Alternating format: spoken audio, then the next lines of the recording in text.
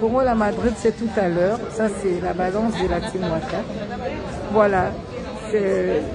Ici, la démarche pour le ministre est de donner à la République démocratique du Congo une image de marque. Voilà.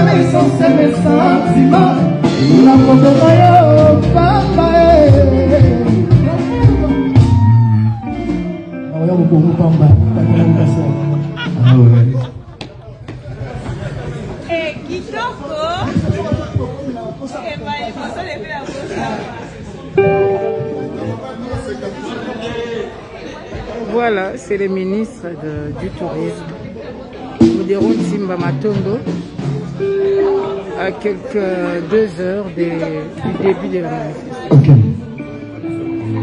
Il était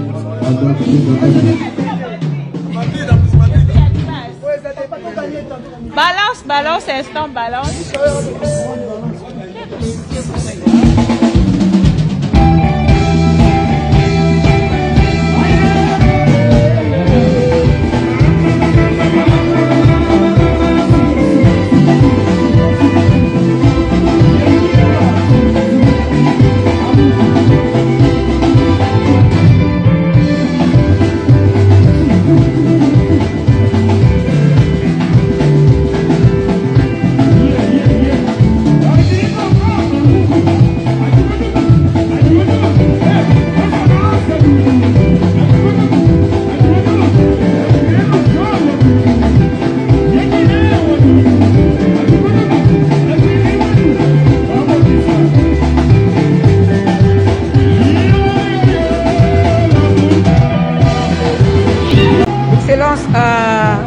À 1h ou 2, il y a soirée monnaie nous organisée à Congo, à Madrid.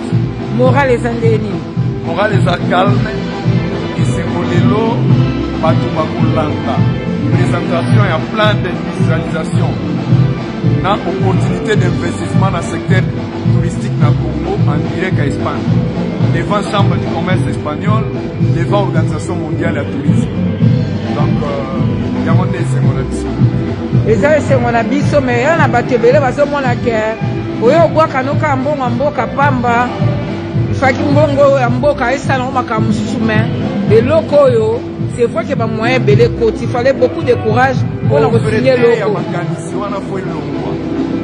Batouana baolo belo bongo bangonde bapenga la biso.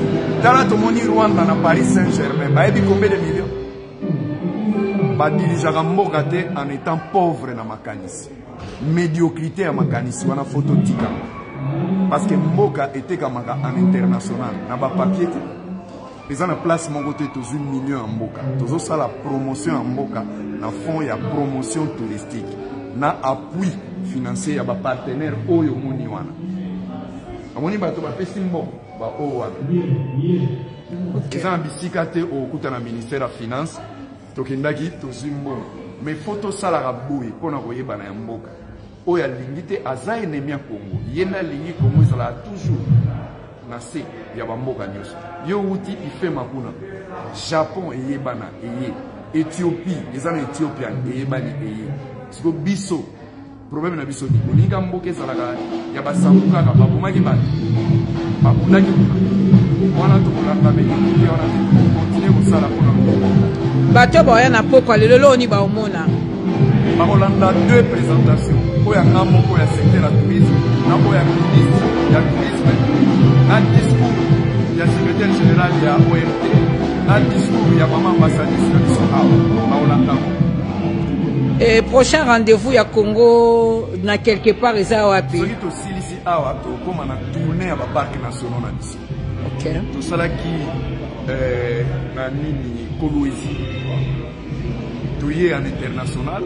Tout zone en interne. Tourné, il y a le BR protégé dans le sud. Tu vas comprendre pourquoi héritier, pourquoi pas notre musicien. Héritier Aza mascotte du ministère de la tourisme. Aza ambassadeur du tourisme et Congo, désigné par mon ministère, présenté auprès de l'OMT. Ok. Le ministre Modero Nsimba Aena Mambwasika. Pendant longtemps, tout le monde a dit que le secteur à tourisme, beaucoup de bon budget, ça a un qui mais ça la makamine ne boy. Et là, nous avons tika na comme souvenir na mutu ba Congolais. Et là, souteka kolongo la image à ma bé à Congo. Tonga politicien mais loba mala mwamoka.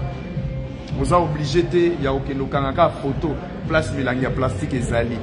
Mais au beau sani peut mettre milangi plastique cité Oasis et Tongama na bandane. Cité du fleuve Tongama. Au beau sani que aqua place ezali.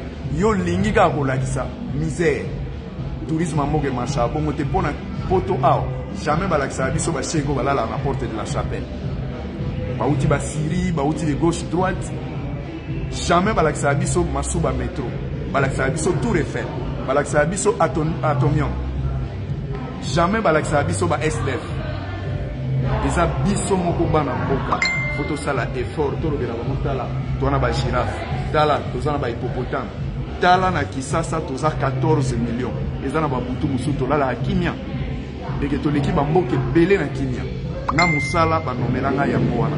Koloba malamu Congo, côté ka destination Congo, côté ka image à malamu. Merci, excellence et puis félicitations encore pour la organisation qui toko. Félicitations pour la presse n'engezo ko accompagner musala na biso. Matonzi. Merci beaucoup.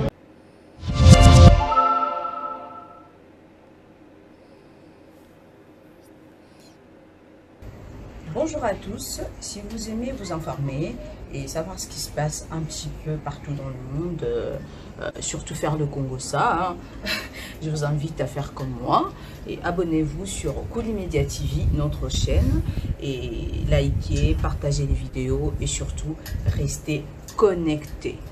Voilà.